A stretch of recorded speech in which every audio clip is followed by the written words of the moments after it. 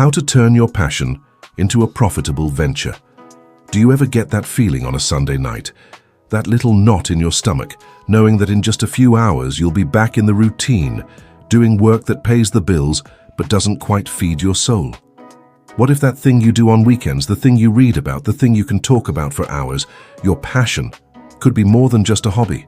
What if it could be the very thing that pays your bills? This isn't a fantasy, it's a possibility. And this book isn't about get-rich-quick schemes or quitting your job tomorrow. It's a practical, honest guide to taking the spark of your passion and carefully building a fire around it. A fire that can warm you, provide for you, and light up a path for others. We're going to walk through 5 simple, powerful stages. From finding the gold hidden in your hobbies to building something real, finding the people who need it, and growing it without burning out. Forget complicated business jargon.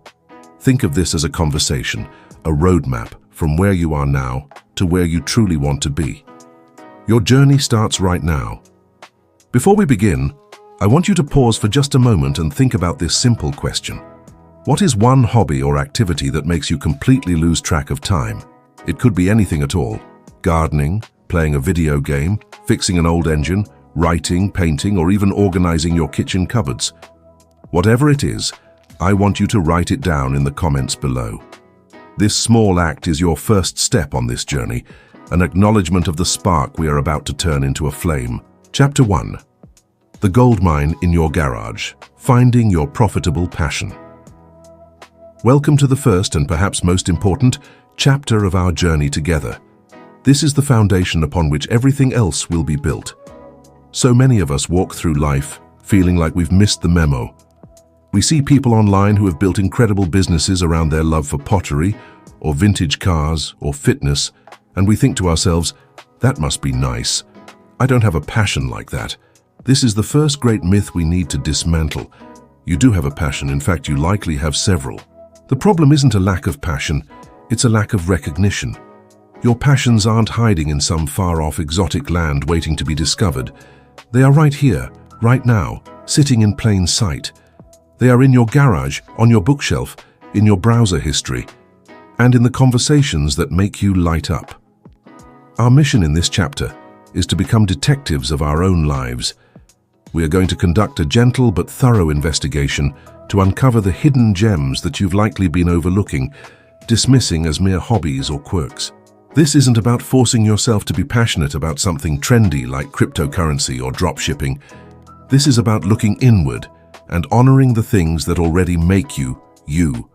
By the end of this chapter, you won't just have a vague idea, you will have a clear, focused understanding of which of your interests has the genuine potential to become something more, something that not only fulfills you, but can one day provide for you.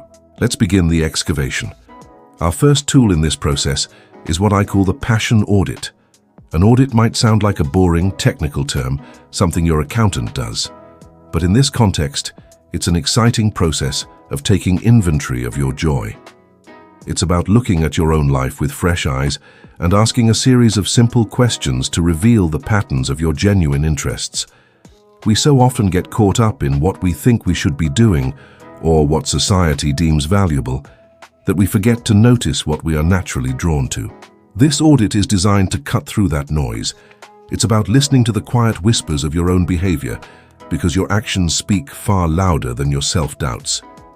Let's start with the first and most powerful question of the passion audit.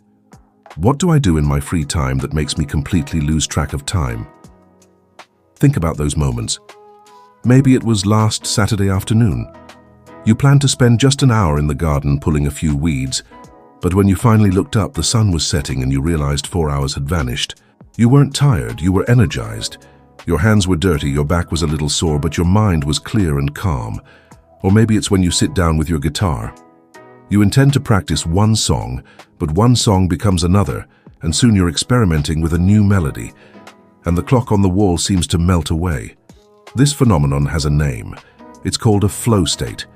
The term was coined by the psychologist Mihaly Csikszentmihalyi, who spent decades studying peak human experiences. He described flow as the feeling of being fully immersed in a feeling of energized focus, full involvement, and enjoyment in the process of the activity. It's that magical space where your skills are perfectly matched to the challenge at hand. The task is not so easy that you get bored, and it's not so difficult that you get frustrated. It's the sweet spot. When you're in a state of flow, your sense of self seems to disappear. You are not thinking about your to-do list, or the bills you have to pay, or what other people think of you. You are just doing the thing. This is a massive, flashing neon sign pointing directly at a genuine passion. Why? Because the world is full of distractions. Our phones are buzzing, our responsibilities are calling. If an activity is so captivating that it can silence all that noise and absorb you completely, it holds a special power. It's tapping into something deep within you. I want you to take this seriously. Get out a piece of paper or open a new note on your phone. I want you to brainstorm at least 3 to 5 activities that put you in this state. Don't judge them. Don't filter them. It doesn't matter if it's organizing my spice rack alphabetically, or researching ancient Roman history, or playing with my dog. The activity itself is less important than the feeling it produces. Write them down. These are your primary suspects in our investigation. Consider the story of Alex, a man who worked in data entry. His job was repetitive and uninspiring. He felt like a cog in a machine. But in the evenings, Alex had a ritual. He would put on his headphones and meticulously restore old photographs for people on an online forum. For free, he would spend hours digitally removing cracks, fixing faded colors, and bringing faces from 100 years ago back to life. His wife would tell him dinner was ready, and he wouldn't even hear her. 5 hours could pass in what felt like 30 minutes. For years, Alex just thought of it as a weird little hobby. He told himself, who would ever pay for this? But that feeling, that complete immersion, was the clue. It was the universe telling him, hey, pay attention to this matters. That flow state was the seed from which his future, highly profitable photo restoration business would grow. So look at your list. What are your flow states? These are the veins of gold we are looking for. The second question in our passion audit is this: what do my friends, family, and even casual acquaintances always ask me for help with? This is what I call the unofficial expert clue. We often possess skills and knowledge that we take for granted. They feel so natural and easy to us that we assume they must be easy for everyone. This is rarely the case. Your natural talents are your superpowers, but because you've always had them, you don't realize how special they are. The outside world, however, does. Your friends and family are a mirror, reflecting back to you the value you possess, but cannot see in yourself. Pay close attention to the questions you get asked. Does your phone ring every time a friend is trying to choose a new laptop? Do people always come to you for advice on how to handle a difficult conversation at work? Are you the one everyone trusts to plan the group vacation, figuring out the best flights and hotels?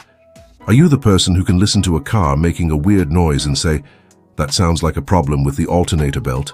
These are not random occurrences. They are patterns. People are in effect telling you what you are good at. They are outsourcing their problems to you because they recognize your expertise, even if you don't.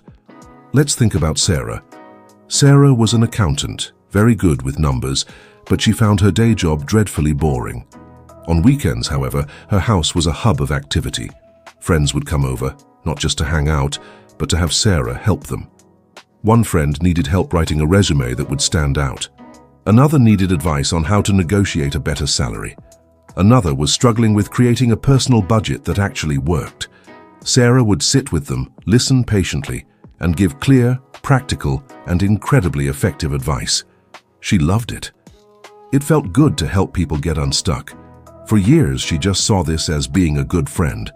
She didn't recognize it as a valuable skill. She thought, well, anyone can do this stuff. But the truth is, no, not anyone can. Her friends weren't asking everyone for this advice, they were asking her. The constant stream of requests was a massive signpost pointing toward her true passion and talent, career, and financial coaching. She was already doing the work. She just wasn't getting paid for it yet. Your homework for this section is to become an observer for 1 week. Carry a small notebook or keep a note on your phone. Every single time someone asks you for help or advice, write it down. Don't dismiss anything. Did your neighbor ask you for a good recipe for lasagna? Write it down. Did your cousin ask you how to fix a leaky faucet over the phone? Write it down. Did a coworker ask you to proofread an important email? Write it down. At the end of the week, look at your list. You will be astonished. You'll see a constellation of data points that, when connected, form a clear picture of your unacknowledged skills. This is not about ego. This is about evidence. The world is already telling you what you're valuable for. It's time you started listening.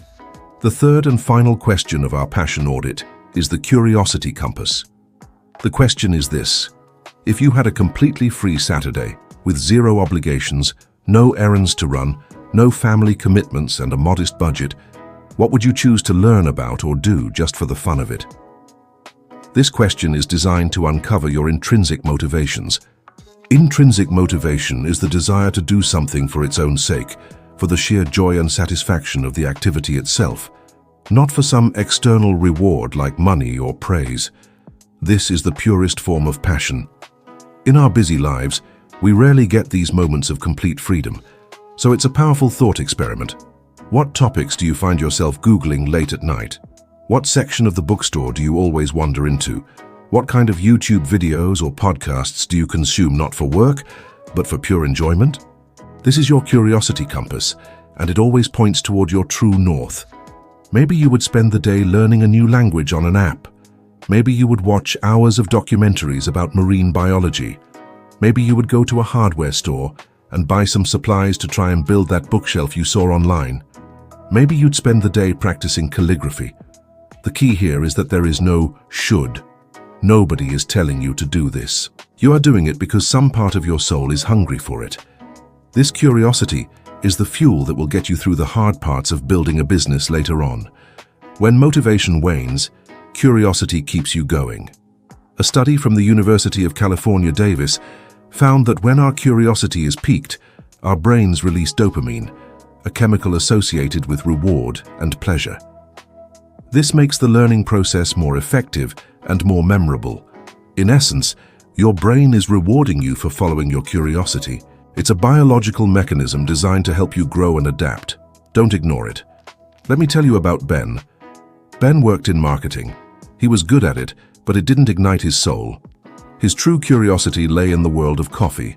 On his hypothetical free Saturday, he wouldn't be sleeping in. He'd be up early visiting a new local coffee roaster. He'd spend his money not on clothes or gadgets, but on bags of single-origin beans from Ethiopia or Colombia. He spent his nights reading books about brewing methods, water temperatures, and grind sizes.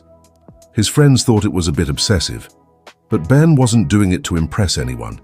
He was genuinely deeply curious about how to make the perfect cup of coffee. This curiosity led him to start a small blog where he reviewed different beans. The blog grew into a YouTube channel. Eventually, it became a successful online business, selling curated coffee tasting kits. It all started not with a business plan, but with a simple, pure question. I wonder what makes this coffee taste so different from that one. So take a moment now and really think about it. What does your curiosity compass point to? Look at your bookshelf. Look at your podcast subscriptions. Look at your browser history from last night. The clues are everywhere. Write down the topics that appear over and over again. These are not random interests. They are whispers from your future self, telling you which direction to go. Combine the answers from these three questions: your flow states, your unofficial expertise, and your curiosity compass. You should now have a rich list of potential passions. You have moved from "I don't have a passion" to having a list of real, tangible candidates. This is a monumental step. You have now officially opened the door. Now that we've done the audit and have a list of potential passions, we arrive at the most crucial pivot in this entire process. It's the step that separates a lifelong hobby from a potential profession. This is where we learn to transform our passion from a hobby into a helper. A passion remains a hobby when it is solely about you. It's about your enjoyment, your relaxation, your self-expression. There is absolutely nothing wrong with that. Hobbies are essential for a healthy life. But a passion becomes profitable the moment it stops being just about you and starts being about someone else. A profitable passion is a passion that solves a problem or fulfills a desire for another person. This is the secret. You don't get paid for your passion. You get paid for using your passion to serve others. This mental shift is everything. It changes the entire equation from how can I make money from what I love to how can I use what I love to help someone. The second question is infinitely more powerful and ironically far more profitable. Let's make this tangible. Look at the passions you identified in your audit. We are now going to reframe each one of them through this lens of service. Let's take some common examples. Your passion might be organizing. As a hobby, you love tidying your own home, arranging your books by color, and creating a sense of calm in your own space. To make this a profitable venture, you must reframe it. You don't just like to organize, you help busy working parents reclaim their weekends by creating simple, stress-free organizational systems for their homes. Do you see the difference? The first is about you. The second is about a specific person with a specific problem. Let's try another. Your passion might be playing the guitar. As a hobby, you play for yourself. It's your way to unwind. To make this profitable, you reframe it. You don't just enjoy playing guitar. You help frustrated beginners finally learn to play their favorite songs so they can experience the joy of making music. Again, the focus shifts from your activity to their outcome. One more. Let's say your passion is healthy baking. You love experimenting with gluten-free flours and sugar alternatives in your own kitchen. To make this profitable, you reframe it. You don't just bake healthy treats, you provide delicious guilt-free desserts for people with dietary restrictions so they never have to feel left out at celebrations. The pattern is clear. Your skill plus someone else's problem equals a potential business. I want you to perform this reframing exercise on every single passion on your list from the audit. For each one, complete this sentence. I can use my love for your passion to help a specific group of people solve a specific problem or achieve a specific desire. Let's break that sentence down. Your passion is what you've already identified. A specific group of people is crucial. You cannot help everyone. The more specific you are, the better. Not just people, but new moms or retirees or college students. A specific problem or desire is the core of your value. Are you saving them time? Are you reducing their stress? Are you helping them feel more confident? Are you bringing them joy? This is the problem-solving test. If you cannot clearly articulate the problem your passion solves for someone else, it will be incredibly difficult to turn it into a business. People don't pay for hobbies. They pay for solutions. They pay for transformation. They have a place they are now, which is point A, and a place they want to be, which is point B. Your job is to use your passion to be the bridge that gets them from A to B. Let's revisit our earlier examples. Sarah, the accountant who gave career advice, was helping her friends get from point A, feeling undervalued and underpaid at work, to point B, having a fulfilling, well-compensated career. Alex, the photo restorer, was helping people get from point A, having a faded, damaged piece of family history, to point B, having a vibrant, restored heirloom they could share with future generations. Ben, the coffee enthusiast, was helping people get from point A, drinking boring, generic coffee, to point B, experiencing the rich, complex world of specialty coffee. Every successful passion-based business is a bridge. What kind of bridge can you build? Spend some serious time on this exercise. It will bring you immense clarity. It will filter your list of passions down to the one or two that have the strongest commercial potential. And more importantly, it will infuse your passion with a sense of purpose beyond yourself. It becomes a mission, and a mission is what will keep you going when challenges inevitably arise. At this point, a very common and very large fear tends to creep into people's minds. The fear sounds something like this. Okay, maybe I have a passion that can solve a problem, but the world is huge. There are probably thousands of people already doing this, and they're way better than me. How could I possibly succeed? I'd need to become famous or reach millions of people. This is a paralyzing thought, and it's based on a complete misunderstanding of what it takes to build a sustainable venture. You do not need to be a global superstar. You do not need millions of followers. You do not need to go viral. This is where I want to introduce you to one of the most liberating and empowering ideas in the modern creative world. It's a concept articulated by Kevin Kelly, the founding executive editor of Wired magazine, In a famous essay called 1000 True Fans, the idea is revolutionary in its simplicity. Kelly argues that to make a comfortable living as a creator, artist, or entrepreneur, you don't need millions of fans, you only need 1,000. But these can't be just any fans. They have to be true fans. A true fan is defined as someone who will buy anything and everything you produce. They will drive 200 miles to see you sing. They will buy the super deluxe reissued boxed set of your stuff, even though they have the original version. They have a Google alert set for your name. They can't wait for you to release your next thing, whatever it is. Let's break down the math, because this is where it gets really exciting. Let's say that you can earn a profit of $100 per year from each of your true fans. For some businesses, that's easy. It could be one online course, it could be a series of 4 paid workshops, it could be a yearly subscription to a premium community. It could be 12 small digital products that cost about $8 each. $100 of profit per fan per year. Now multiply that by your 1,000 true fans. What do you get? You get $100,000 per year. That is a very comfortable living for most people on this planet. Suddenly, the goal shifts. It's no longer an impossible climb up Mount Everest to get millions of followers. It's a much more achievable human-scale goal of finding 1,000 people on this earth who truly connect with what you do and what you have to offer. The focus moves from breadth to depth. It's not about how many people like your page. It's about how many people love your work. This changes everything. It means you don't have to water down your message to appeal to everyone.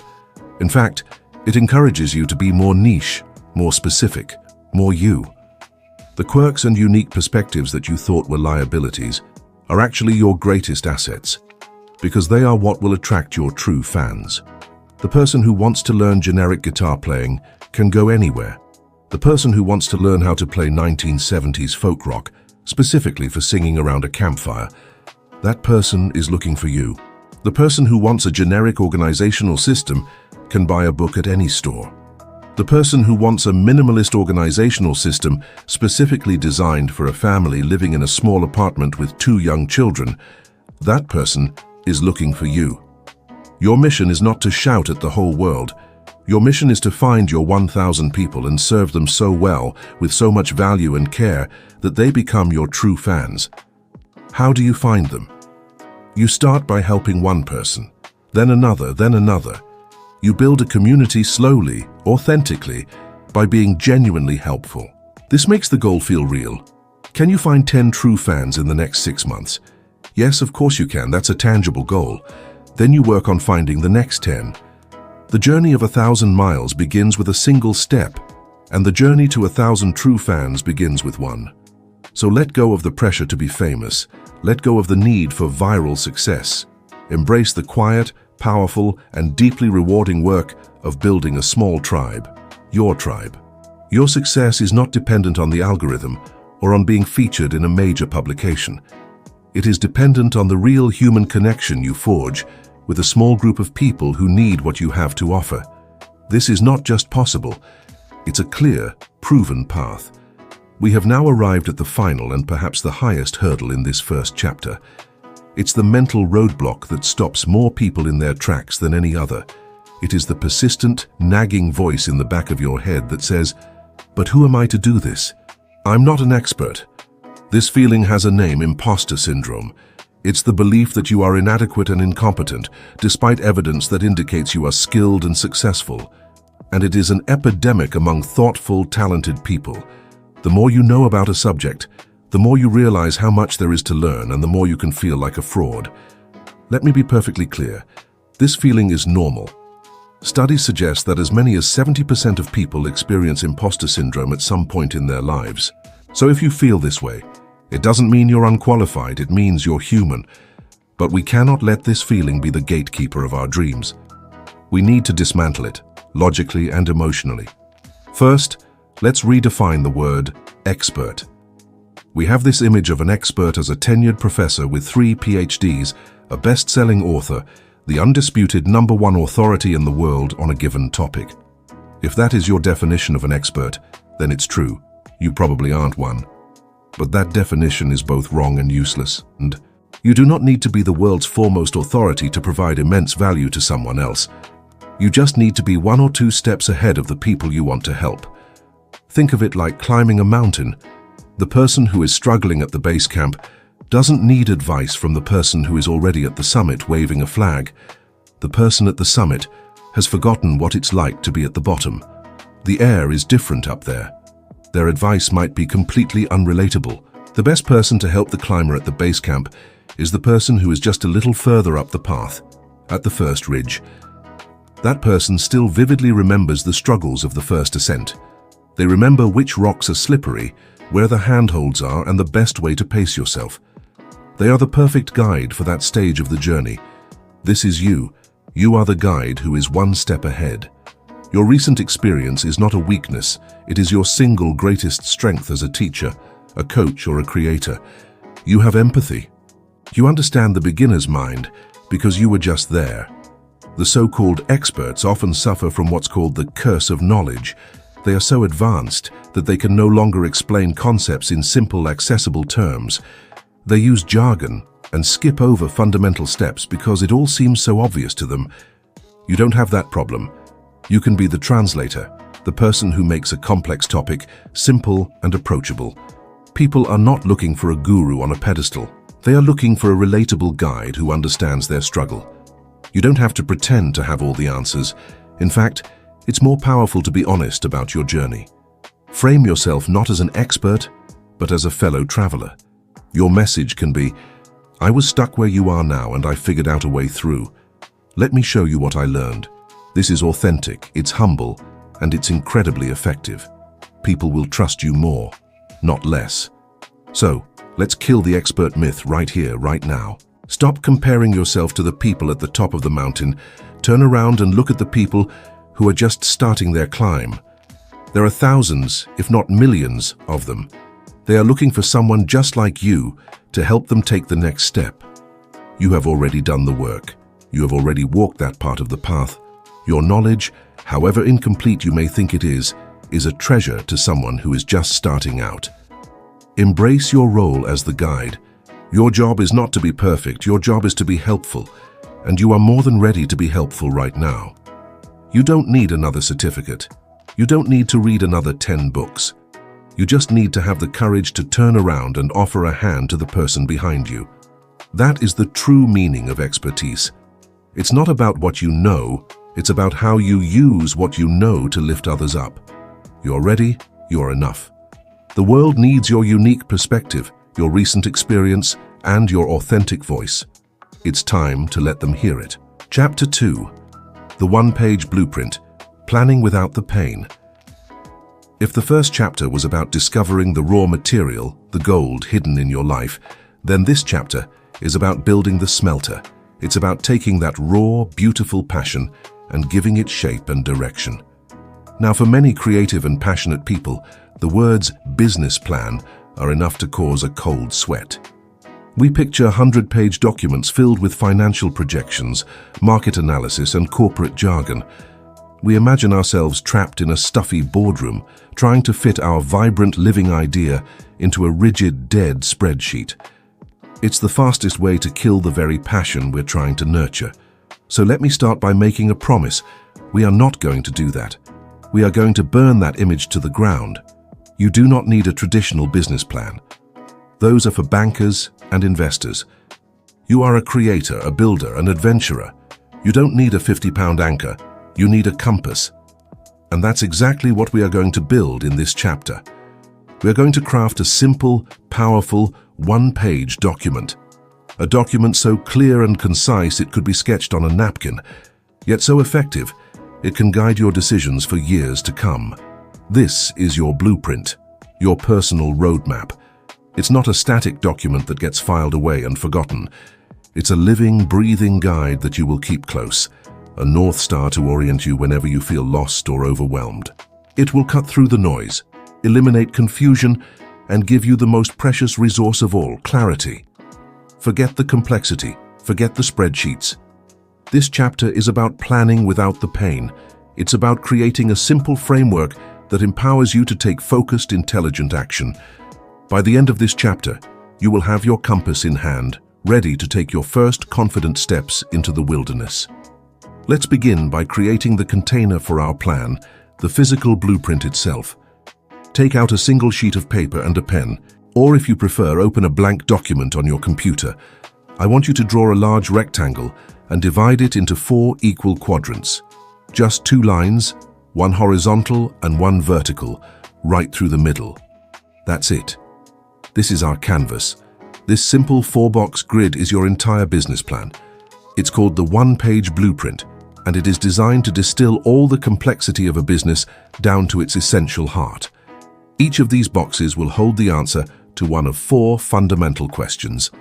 These are the only questions that truly matter at the beginning of your journey. In the top left box, I want you to write the heading, "Who do I help?" This is your person. In the top right box, write, "What problem do I solve?" This is your product, your service, your promise. In the bottom left box, write, "How do they find me?"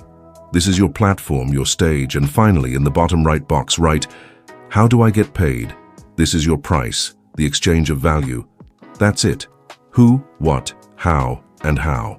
These 4 pillars are the foundation of every single successful venture, from the corner bakery to the global tech giant.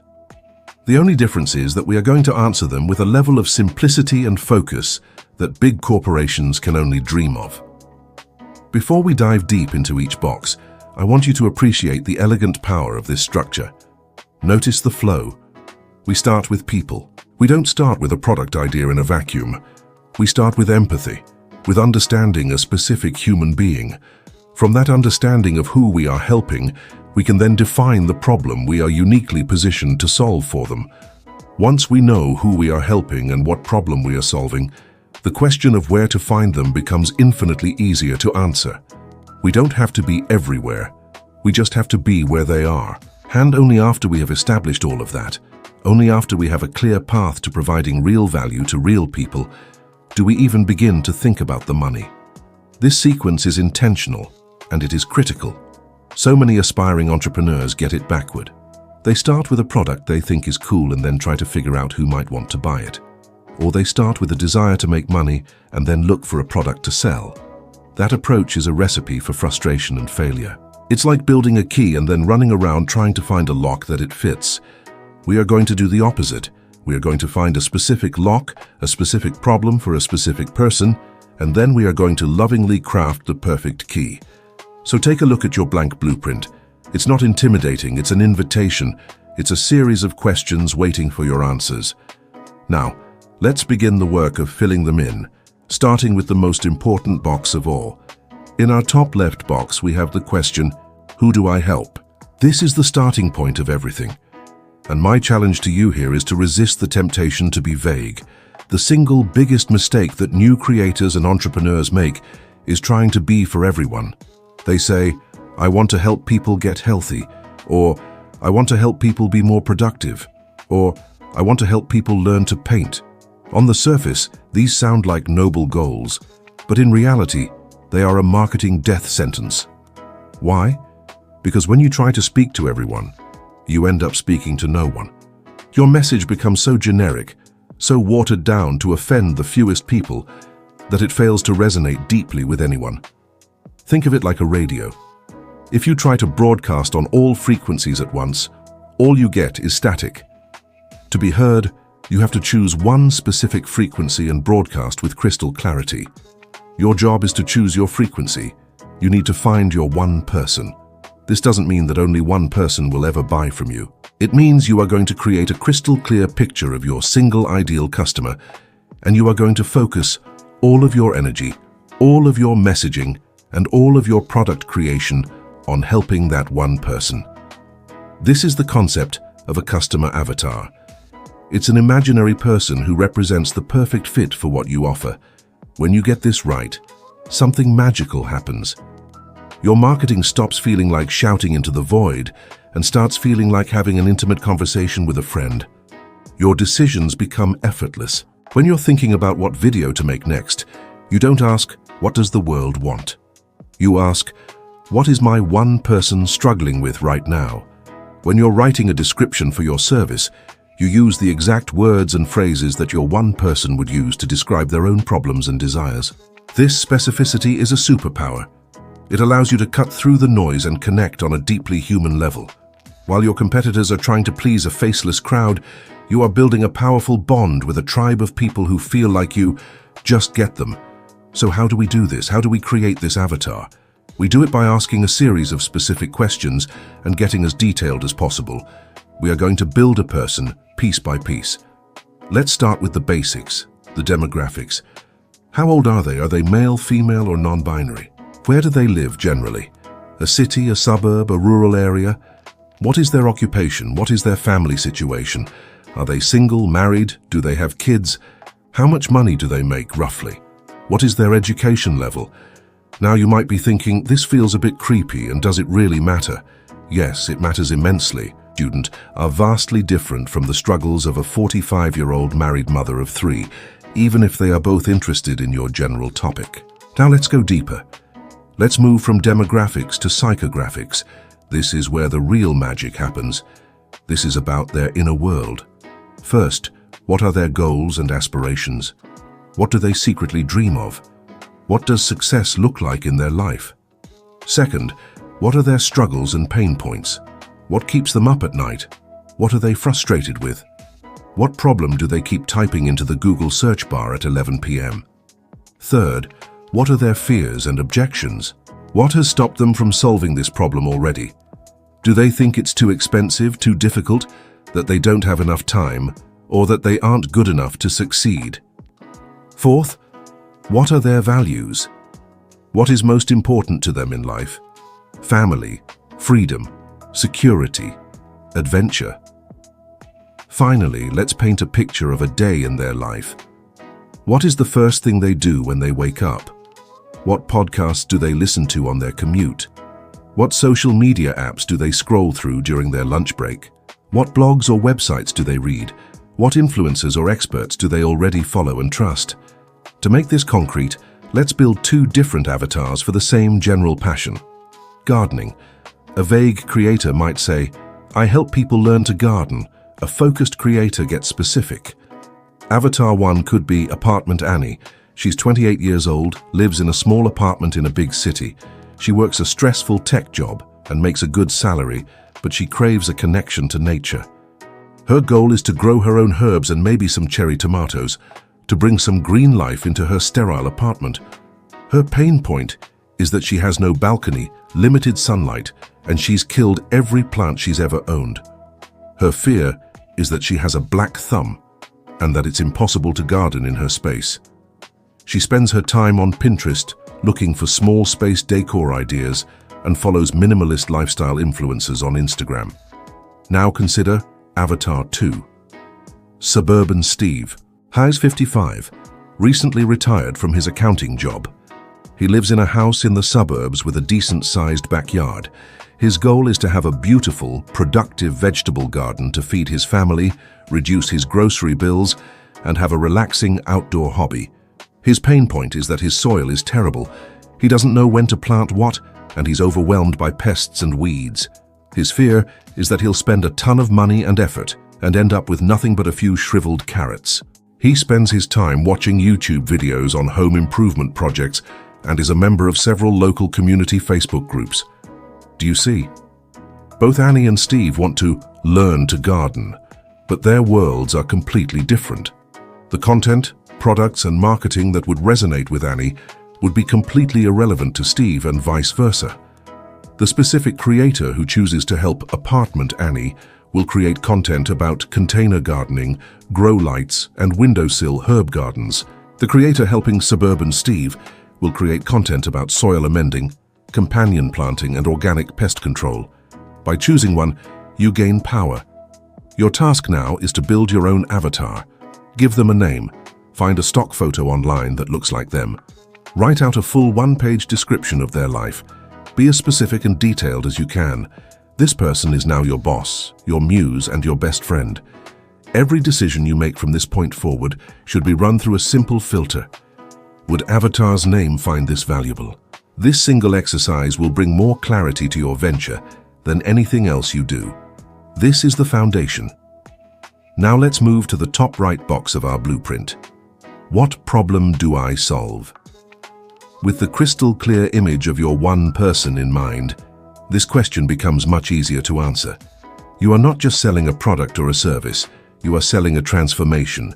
You are selling a solution to a problem that is causing them real pain, or helping them achieve a desire that they deeply crave. People don't buy things, they buy better versions of themselves. A person doesn't buy a gym membership, they buy the feeling of confidence and energy they will have when they are healthier. A person doesn't buy a cooking course, they buy the joy of bringing their family together over a delicious home-cooked meal. Your job is to articulate this transformation with absolute clarity. It's about getting them from their personal point A, which is their current state of frustration, to their desired point B, which is their future state of success and happiness. The value of what you offer is the size of the gap between their point A and their point B. The bigger and more painful the gap, and the better you are at closing it, the more valuable your solution becomes. Let's revisit our avatars. For Apartment Annie, her point A is a sterile apartment, a feeling of being disconnected from nature, and the frustration of past failures with plants. Her point B is a vibrant green living space, the joy of snipping fresh basil for her pasta, and the confidence of being a successful plant parent. Your venture, whether it's an ebook, a YouTube channel, or a kit with seeds and a special grow light, is the bridge that gets her from A to B. For Suburban Steve, his point A is a barren backyard, overwhelm, and the fear of wasting his retirement on a failed project. His point B is a lush, thriving garden, the pride of sharing his homegrown tomatoes with his neighbors, and a deep sense of purpose and connection to the earth. Your online course or your local consulting service is his bridge, so I want you to get very specific.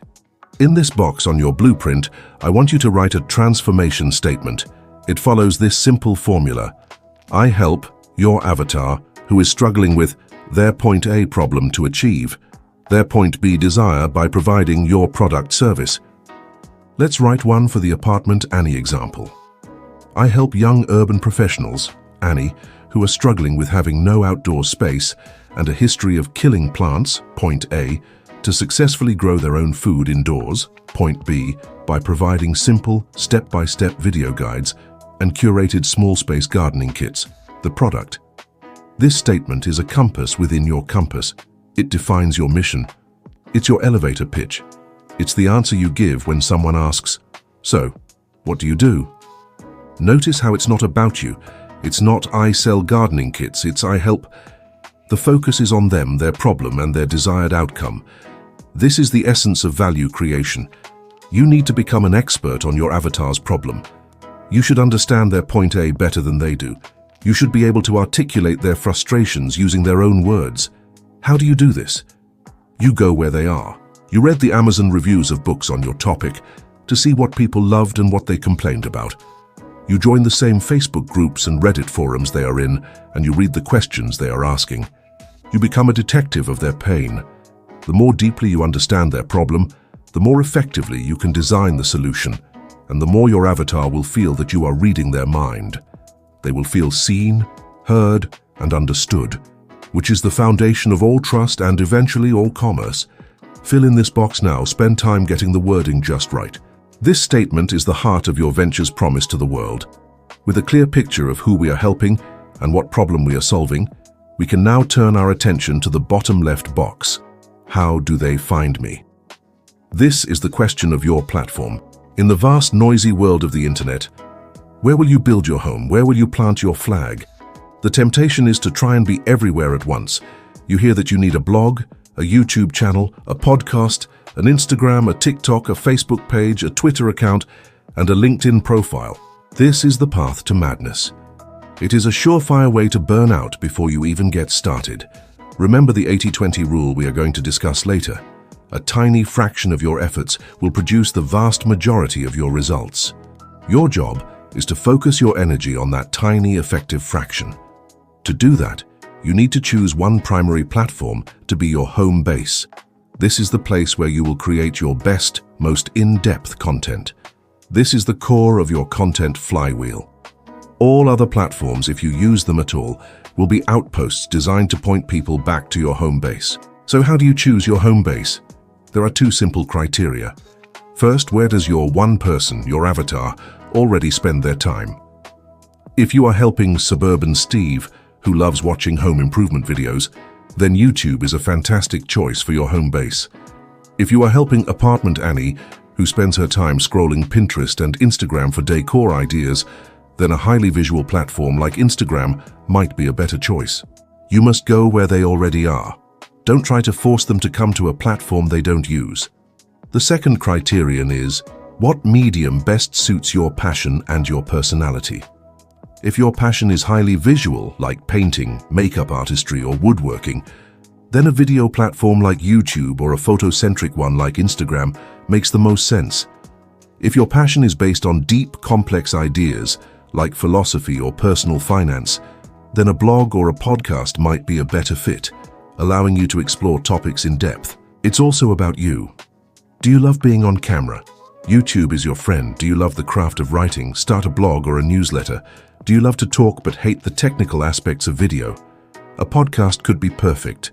You need to choose a medium that you can see yourself enjoying for the long haul, because consistency is the name of the game. Let's say you choose YouTube as your home base. This means you commit to creating the best possible videos you can on a consistent schedule for your avatar. You can then take that one video and create outposts. You could take a 60-second highlight and post it as an Instagram reel. You could take a key quote and turn it into a tweet. You could write a short summary and post it in a relevant Facebook group. But the goal of all those outposts is the same: to lead interested people back to your home base, your YouTube channel, where they can get the most value and get to know you better. For the first 6 months to a year, I implore you to pick one platform and go all in. Become a master of that platform. Learn its nuances, understand its culture, serve its community with unwavering generosity. It is far better to have 1,000 deeply engaged followers on one platform than to have 100 disengaged followers on 10 different platforms. In this box on your blueprint, write down your chosen home base. Be decisive. This is not a life sentence. You can always change it later. But for now, you need to pick a direction and start walking. So, write it down. My home base will be YouTube, blog, podcast, Instagram. This simple decision will save you hundreds of hours of wasted effort and give you a clear focus for your creative energy. Finally, we arrive at the last quadrant, the bottom right box. How do I get paid? I placed this question last for a very deliberate reason. You must earn the right to ask for the sale. You earn that right by providing immense value up front, by building trust, and by demonstrating that you can actually help people solve their problems. Thinking about money too early can poison the well. It can make you needy and transactional. But ignoring it completely is also a mistake. A passion that doesn't eventually create a sustainable income is just a hobby, and hobbies can be expensive and draining over time. We need a plan to make this venture financially viable. To do this, we are going to use a powerful strategy called the stair-step approach, or sometimes called a value ladder. The idea is simple. You don't ask someone to marry you on the first date. You start with coffee, then maybe dinner, then you meet their friends. You build the relationship over time with increasing levels of commitment. Your relationship with your audience should work the same way. You will create a series of offerings at different price points that allow people to get to know you, trust you, and invest more with you as they get more value. Let's build a 4-step staircase. Step 1 is free. This is the foundation of everything. This is your blog content, your YouTube videos, your podcast episodes, your social media posts. The goal of your free content is to attract your ideal avatar and deliver real value with no strings attached. You use your free content to teach, to inspire, and to solve small problems for them. This is how you build your audience and establish yourself as a trusted authority. A great way to think about it is this. In your free content, you teach the what and the why. In your paid products, you sell the how and provide the implementation. For example, a fitness coach's free YouTube video might explain why compound exercises are important. The paid course would then provide the detailed how, the step-by-step workout plan to follow. Step 2 is a small price. This is often called a tripwire or an introductory offer. It's a low-cost product, usually somewhere between $7 and $50. The goal here is not to get rich, it's to change the relationship. The moment someone pays you even $1, they are no longer a passive follower, they are a customer. This is a huge psychological shift for both of you. This small product must deliver a quick, specific win. It could be an ebook, a set of templates, a recorded workshop, or a mini course. It must be so valuable that the customer thinks, wow, if this is what I get for $10, I can't imagine how amazing their main course must be. This over-delivery on a small purchase builds immense trust and primes them for your next offer. Step 3 is your medium price or your core offer. This is your flagship product or service. This is where you solve your avatar's main problem in a comprehensive way. This is your signature online course, your group coaching program, your main service package. The price here could range from a couple of $100 to a couple of $1,000. This is the product that will likely generate the majority of your income. All of your free content and your small-priced offer are designed to gently lead the right people toward this core offer. Step 4 is your premium price or your high-ticket offer. This is for a small segment of your audience who want more. They want more access to you, more personalization, and faster results. This could be one-on-one coaching, a high-end mastermind group, or a done-for-you service. This will be your most expensive offering, and you will only sell it to a few people. But it can significantly increase your income and allow you to work more deeply with your most dedicated fans. Now, you do not need to have all 4 of these steps built out on day 1. That would be overwhelming, but you need to have the staircase in mind. In this box of your blueprint, I want you to brainstorm one potential idea for each of the 4 steps. What free content will you create? What could be a small-priced product? What is your dream core offer? What could a premium service look like? Just sketch it out. This gives you a long-term vision. You will start on step 1, creating valuable free content, and then, over time, you will build out the rest of your staircase. This approach is sustainable, it's built on trust, and it ensures you have offerings that can serve your audience at every stage of their journey with you. There you have it, your one-page blueprint. 4 simple boxes that contain the DNA of your entire venture. Who you help, what problem you solve, how they find you, and how you get paid. This is your compass.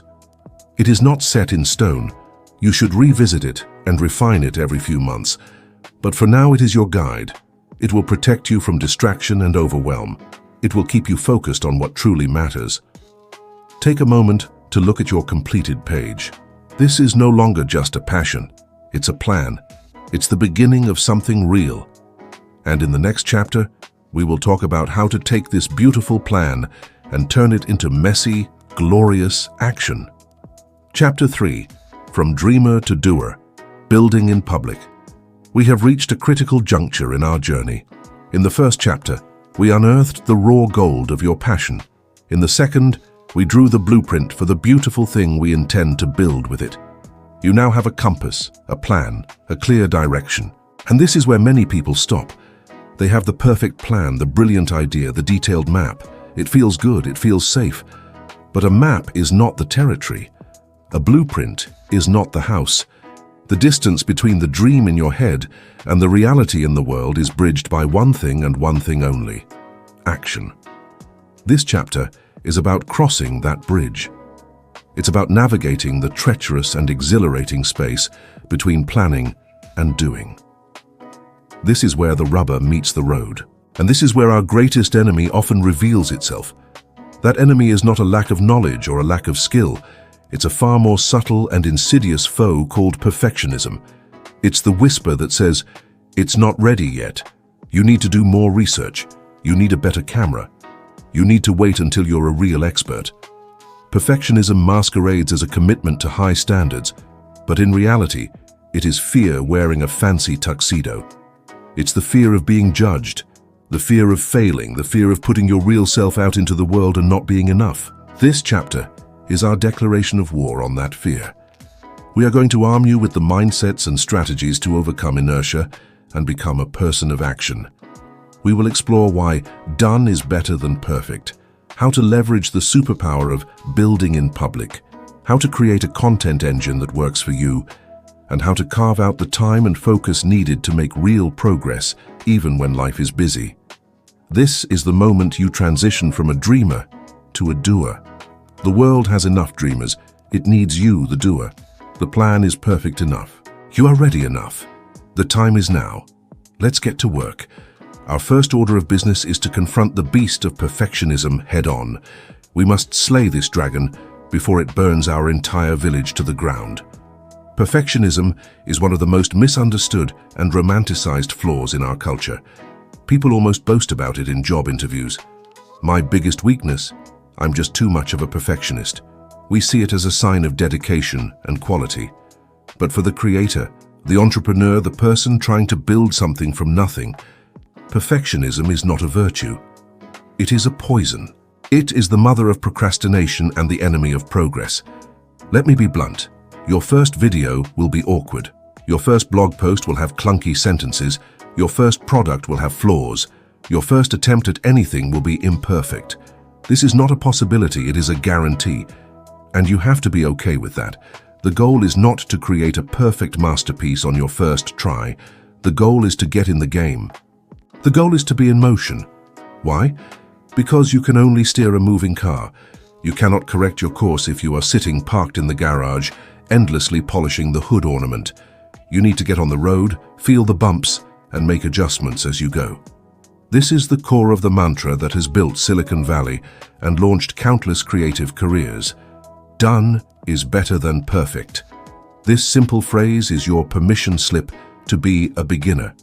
It's your shield against the voice of the inner critic. It frees you from the paralyzing weight of unrealistic expectations. It does not mean you should create garbage. It doesn't mean you shouldn't strive for excellence.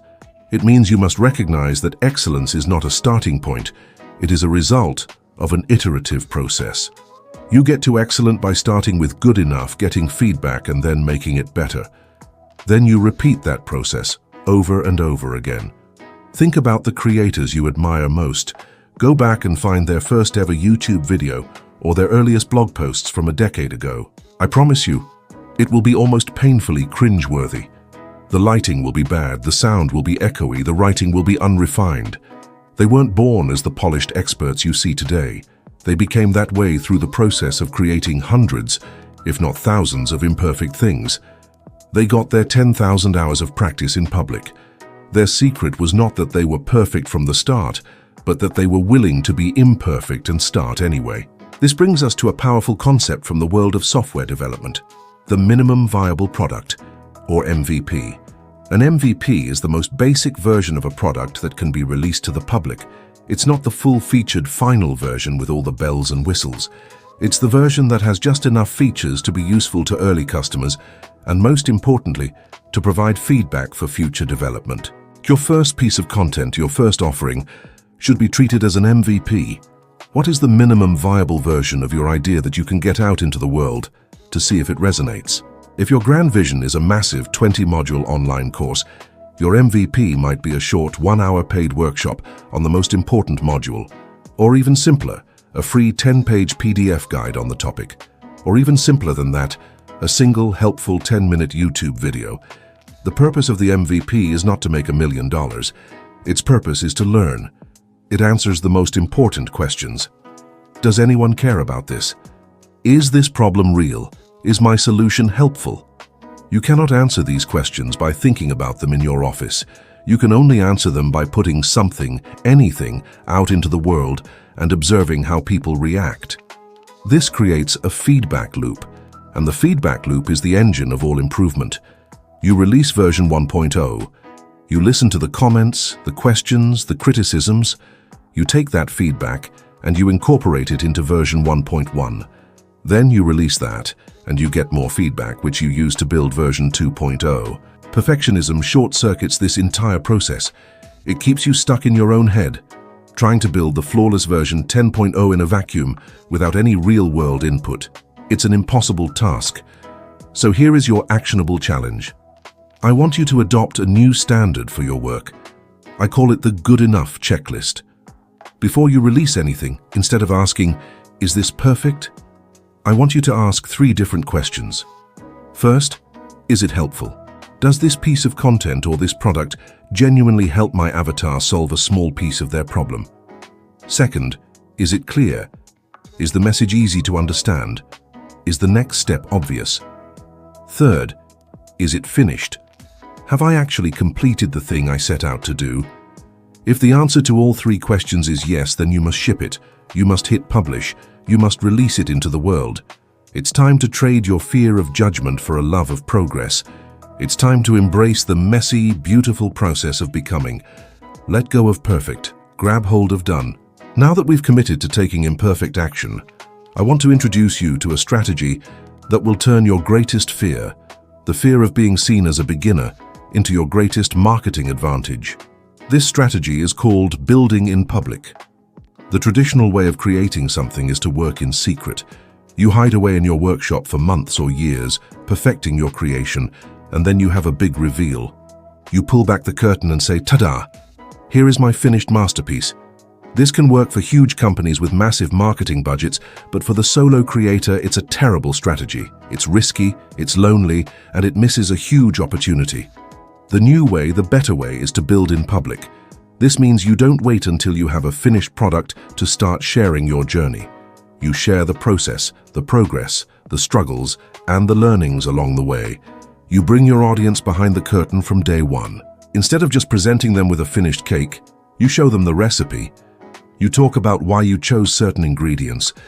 You even show them the cake you accidentally burned last week and what you learned from it. Why is this so powerful? First, it builds an audience before you even have anything to sell. People are drawn to stories. The story of someone striving to create something new is inherently compelling. By sharing your journey, you attract people who are interested in your topic and who resonate with your mission. They become your early fans, your founding members. They are invested in your success because they've been a part of the story from the beginning. When you finally do launch your product, you are not launching to an empty room. You are launching to a warm audience of people who are already rooting for you. Second, it's the most authentic form of marketing there is. People are tired of polished, corporate perfection. They crave authenticity and human connection.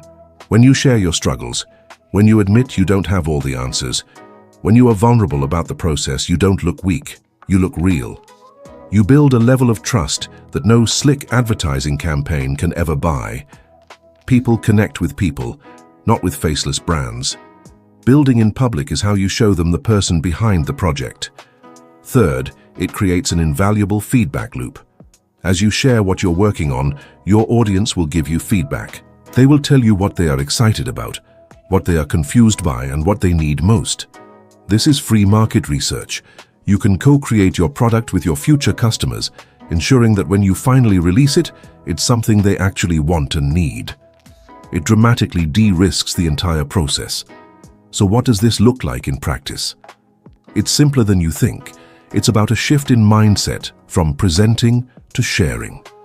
Let's say you are the creator helping Apartment Annie with her indoor gardening. Your journey of building in public could look like this. You could post on Instagram. Okay, week 1 of my experiment to find the best indoor grow light for under $50. I've bought 3 different models. Here they are. I'll be testing them on these basil seedlings and will report back with the results. A week later, update on the grow light experiment. The model on the left is causing the leaves to yellow, but the one in the middle is showing incredible growth. Fascinating. For all my fellow apartment gardeners, it looks like this one is the early winner. Let's say you're writing an ebook. You could share on Twitter, "I'm outlining my ebook, The Indestructible Houseplant. I'm debating between 2 chapter structures. Which of these looks more helpful to you, A or B? Or, just learned a crazy fact while researching for my book. Did you know some houseplants can actually help purify the air in your home? The snake plant is a superstar at this. What should I name the chapter about this?" You are turning your process into content. You are letting people in. You are making them a part of the creation. This applies to your failures as well. Sharing your mistakes is one of all the most powerful things you can do. Well, I officially killed my first fiddle leaf fig. Total rookie mistake, I overwatered it. Here's what I learned so you don't have to make the same error. This kind of post is infinitely more relatable and helpful than pretending you are a perfect, flawless gardener. It gives others permission to be imperfect too. It builds a community, not just an audience. I challenge you to start building in public this week. Choose one small part of your process, one decision you're making, one thing you're learning, or one mistake you've made, and share it on your chosen home-based platform. It will feel vulnerable at first. Your brain will tell you that no one cares and that you look like an amateur. Ignore that voice. That is the voice of fear. The truth is, people do care. People are desperately looking for realness in a world of filters. Be the person who provides it. Your journey is your most powerful story. Don't hide it. Share it. Now that you're committed to creating and sharing your journey, we need to build an engine that makes this process sustainable. We can't rely on random bursts of inspiration. We need a system. This is where the concept of the content flywheel comes in. The term was popularized by the business researcher Jim Collins, and the analogy is brilliant. Picture a massive, heavy flywheel. To get it moving requires a huge amount of effort. Your first pushes are slow and difficult. It barely moves. You push and it starts to turn slowly, agonizingly. But you keep pushing consistently. After a while, something magical happens. The momentum of the wheel itself starts to work for you. Each push becomes easier, yet it adds more and more speed. Eventually, the flywheel is spinning so fast that its own momentum carries it forward, and it requires only occasional light pushes to keep it going at incredible speed. This is exactly how content marketing works. Your first blog posts or videos will feel like you're shouting into a void.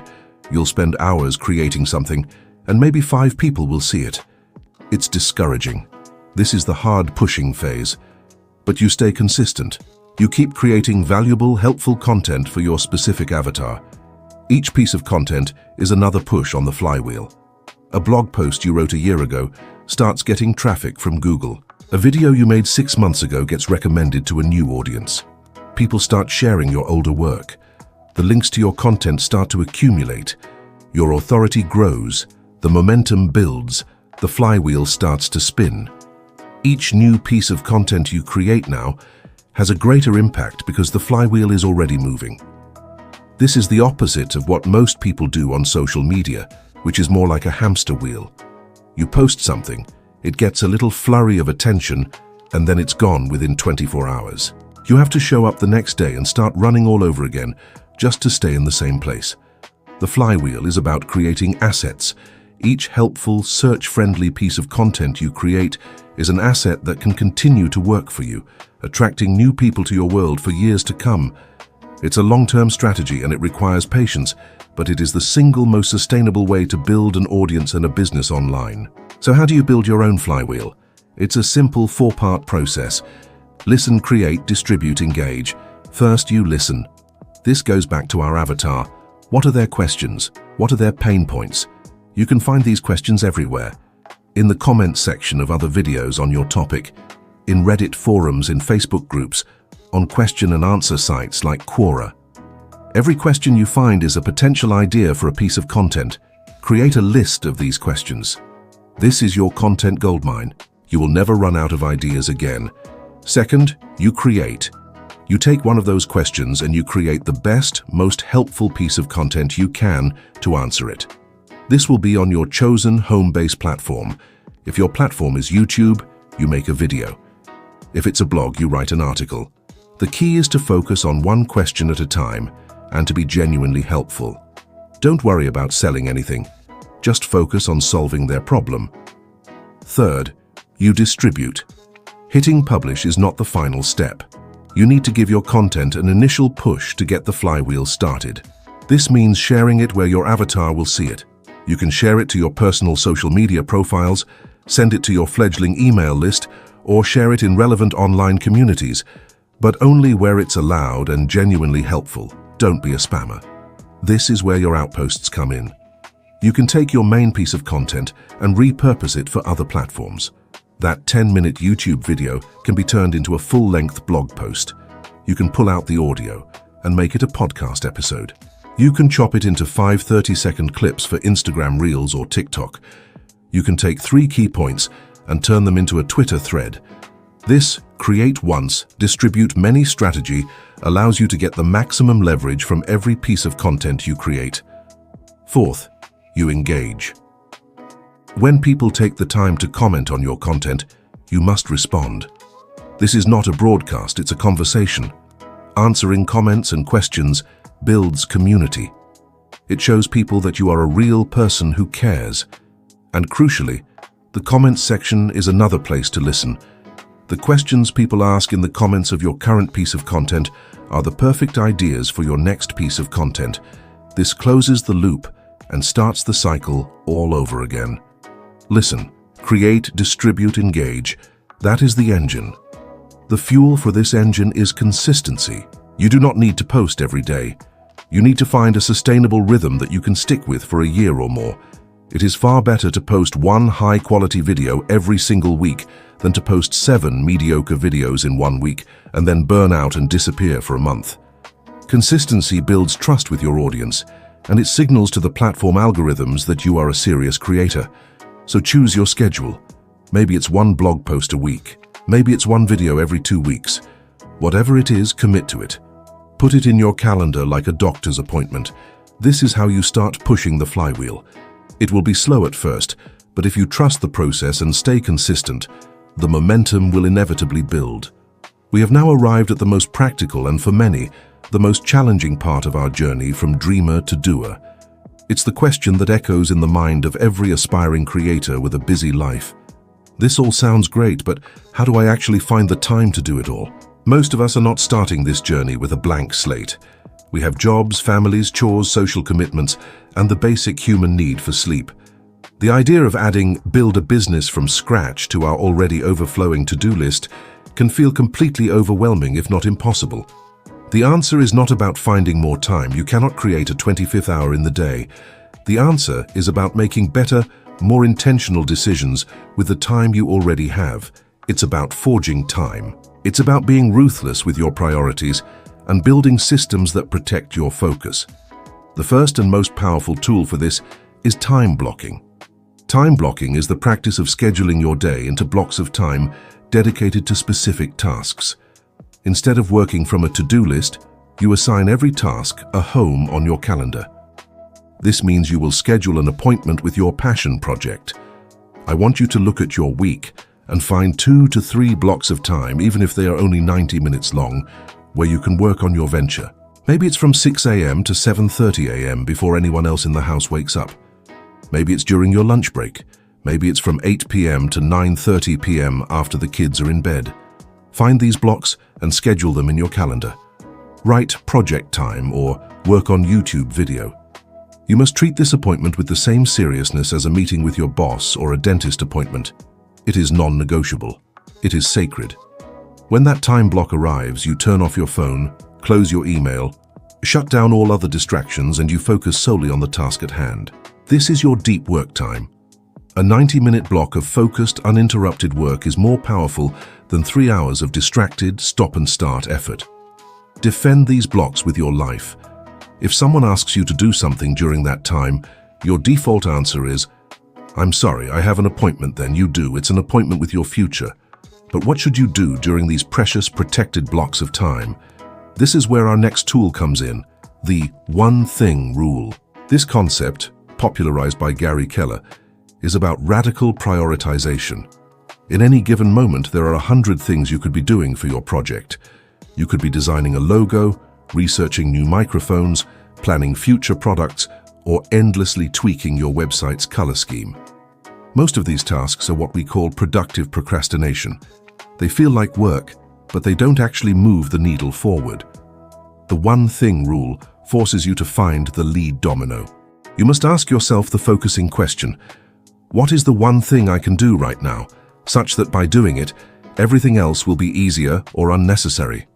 The answer to this question is almost always a task related to creating or distributing your content. In the early days, your one thing is probably script my next video or write my next blog post. It's not find the perfect font for my logo.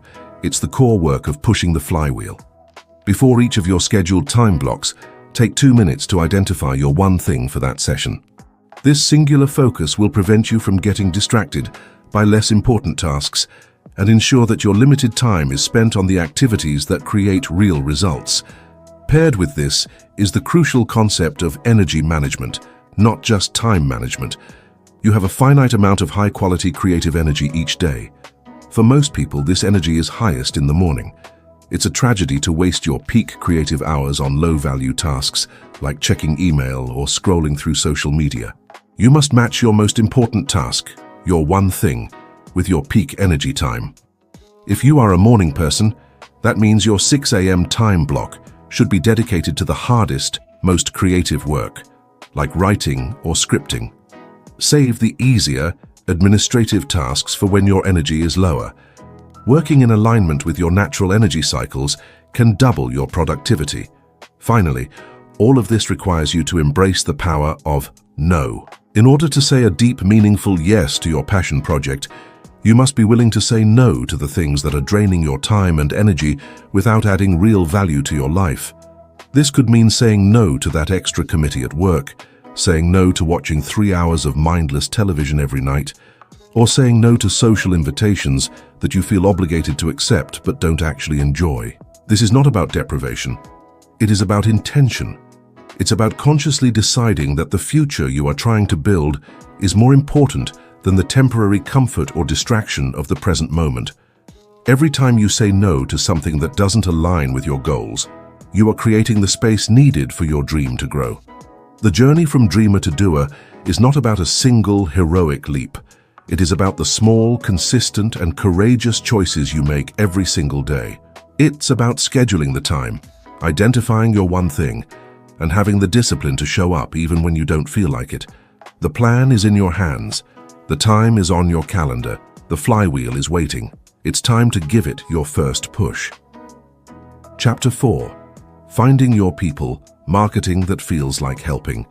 Welcome to the chapter that many people fear the most. For the passionate creator, the artist, the maker, the word marketing can feel dirty. It conjures images of slick, fast-talking salespeople in cheap suits, of manipulative advertisements, of spammy emails and pop-up ads that block your view. Marketing feels like the antithesis of the authentic, heartfelt work you want to do. It feels like a necessary evil, a compromise you have to make to turn your passion into a venture. I want to begin this chapter by asking you to take all of those negative associations, all of those preconceived notions about marketing and selling, and gently set them aside. We are going to embark on a radical reframing. We are going to redefine marketing not as a soulless act of persuasion, but as a deep and empathetic act of service. The truth is, if you have genuinely followed the steps in the previous chapters, if you have identified a passion that solves a real problem for a specific person, then marketing is no longer about tricking people into buying something they don't need. Marketing is simply the act of letting the right people know that you have a solution they have been desperately searching for. It is the act of finding someone who is lost in the dark and offering them a lantern. It's not about being loud, it's about being a lighthouse.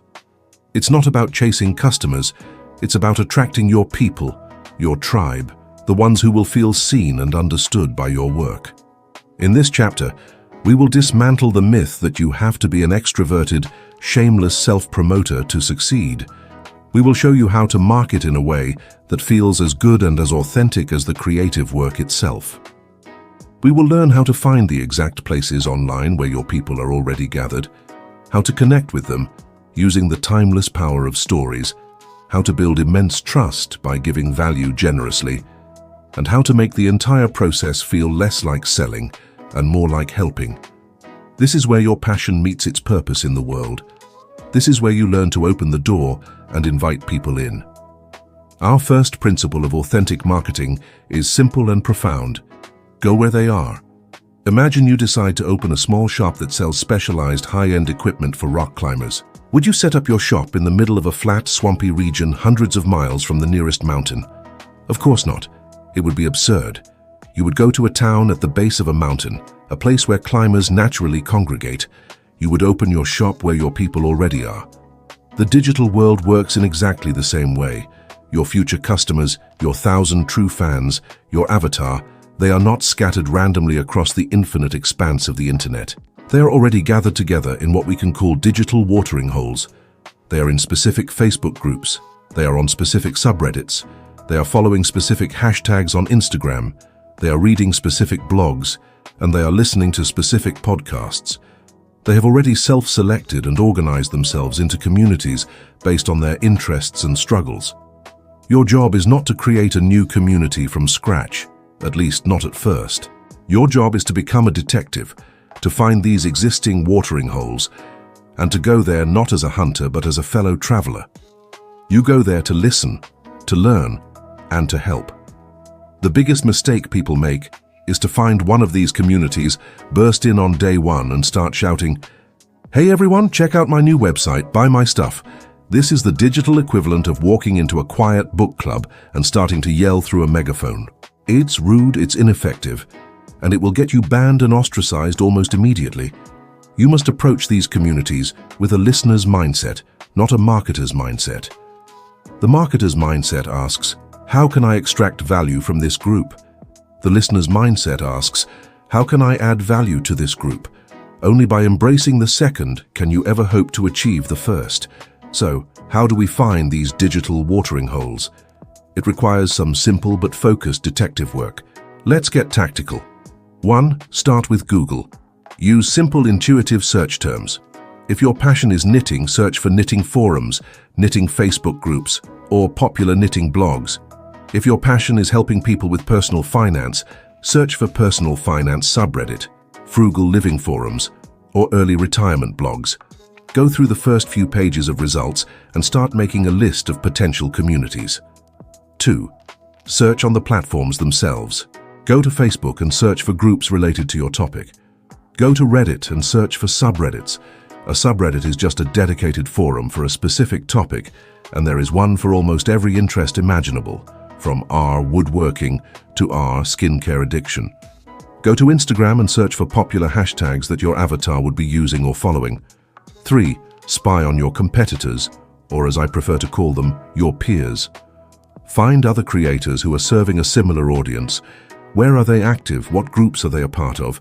Who is commenting on their posts? Their audience is a treasure trove of information about where your people spend their time. Your goal is to identify 3 to 5 of these digital watering holes that seem to be the most active and aligned with your specific avatar. Once you have your list, your next step is crucial. For the first week, your only job is to lurk and listen. Do not post, do not comment, just read. Get a feel for the culture of the community. What kind of language do they use? What are the inside jokes? What are the frequently asked questions? What problems come up over and over and over again? You should be taking notes. This is the most valuable market research you will ever do, and it is completely free. You are listening to the unfiltered voice of your avatar. After a week of listening, you can begin to participate. But your goal is not to promote yourself, your goal is to be helpful. Find a question that you can answer. Someone in the subreddit for Suburban Steve might post, "Help! Something is eating my tomato plants, what do I do?" If you have knowledge about organic pest control, you can leave a thoughtful, detailed comment explaining how to identify the pest and offering a few non-toxic solutions. You don't link to your website. You don't mention your business, you just help. You do this again and again, you become a familiar, trusted name in the community. You become known as the person who gives great advice about a specific topic. You are making deposits into the trust bank account. Over time, a few things will happen. 1. People will start to recognize you and seek you out for advice. 2. They will become naturally curious about who you are. They will click on your profile, and in your profile, you will have a simple, non-spammy link to your home base, your YouTube channel or your blog. You are not pushing them there, you are inviting them to learn more if they are interested. 3. You will build the authority and goodwill necessary to eventually share your own work. After you have been a contributing member for a while, if you see a question that is perfectly answered by a video or blog post you created, you can then share it. But you do it in a helpful way, saying something like, "That's a great question. I actually struggled with the exact same thing and made a detailed video explaining how I solved it. You can watch it here if you think it would be helpful. This is not spam. This is service. You are providing a direct, relevant solution to a stated problem." This strategy requires patience. It is not a get-rich-quick scheme. It is a get-trusted-slowly strategy. But it is the foundation of a business built on relationships, not transactions. It is marketing that feels like being a good neighbor.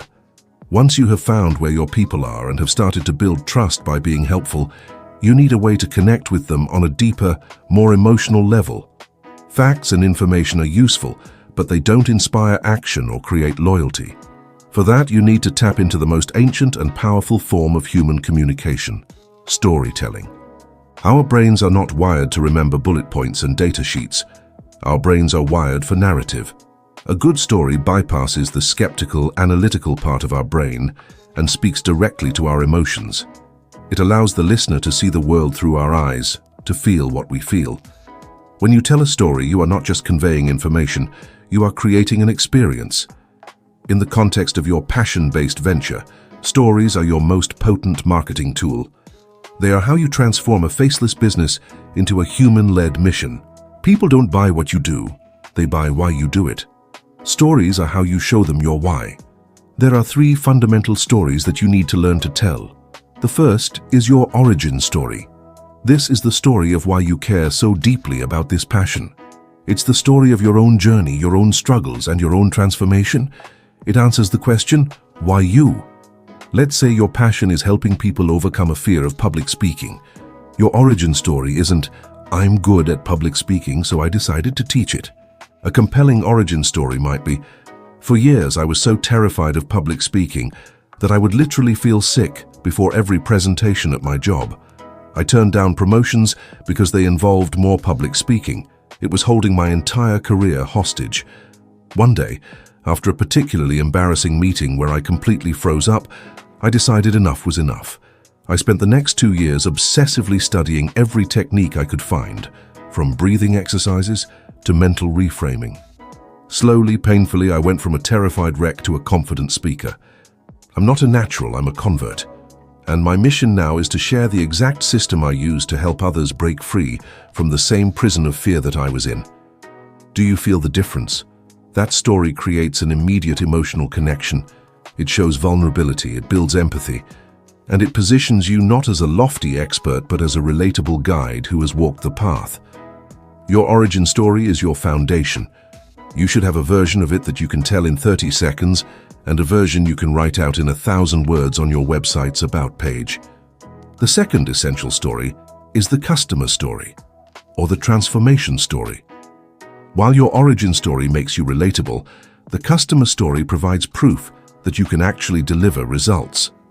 This is the story of someone you have helped, your avatar, and their journey from their point A of frustration to their point B of success. This is far more powerful than any claim you could ever make about yourself. A simple testimonial is good, but a story is 1,000 times better. Don't just get a quote that says, "Sarah's program was great." Instead, interview that customer. Ask them to tell you their story. What was their life like before they found you? What specific problem were they struggling with? What other things had they tried that didn't work? What was their moment of doubt or skepticism before they decided to work with you? What was the experience like? And most importantly, what is their life like now? What specific, tangible results have they achieved? You then weave this into a compelling narrative. This is Maria. 6 months ago, her balcony was a sad, empty, concrete slab. She dreamed of having fresh herbs for her cooking, but was convinced she had a black thumb. After trying our small space, big flavor indoor gardening kit and following the video guides, her balcony is now a thriving urban oasis.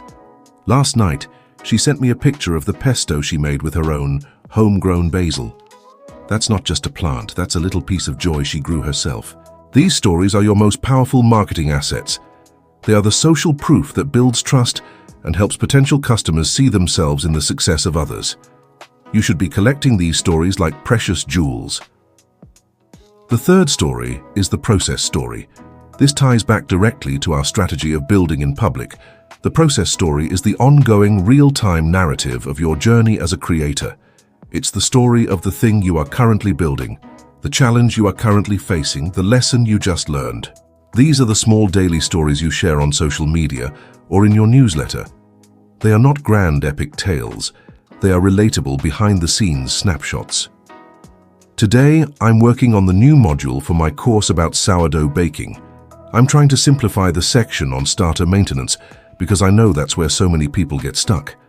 It's a real challenge to make it both comprehensive and simple. This kind of story keeps your audience engaged. It makes them feel like insiders, part of the journey. It builds anticipation for what's to come, and it constantly reinforces the fact that there is a real passionate human being behind the business. Your task is to become a collector and a teller of these three types of stories. Start by writing out your origin story. Then, as soon as you help your first person achieve a result, capture their story. And every single day, look for the small process stories in your work. Storytelling is not a fancy marketing tactic. It is the most human way to connect. Master it and you will never have to sell again. You will simply have to share. We now arrive at the core philosophy that underpins all authentic, heart-centered marketing.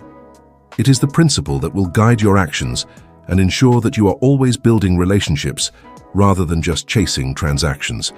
It is the model of give, give, give, ask. This concept is simple but profound. Imagine that you have a trust bank account with every single person in your audience. Every time you provide value to them with no expectation of immediate return, you make a deposit into that account. Every helpful blog post, every insightful video, every encouraging answer to a comment, every free guide, every bit of inspiration, these are all deposits. You must make many, many deposits before you can ever earn the right to make a withdrawal. A withdrawal is when you ask for something in return. It's when you ask them to buy your product, sign up for your service, or even just give you their email address. Too many marketers try to make a withdrawal on the very first interaction.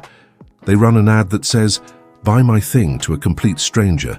This is like walking up to someone on the street and asking them for $100. It's jarring, it's presumptuous, and it almost never works. An authentic marketer understands that the relationship must come first.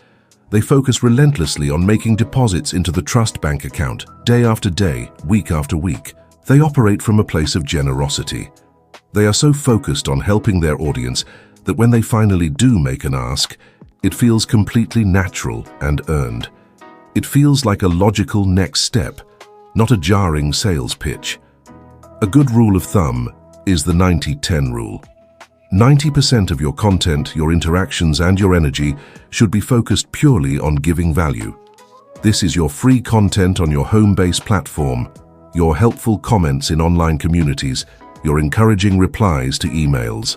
Only 10% of your output should be a direct ask or promotion. This means for every 9 helpful, value-driven pieces of content you create, you might create one that promotes your paid offer. When you follow this ratio, your audience will not just tolerate your promotional content.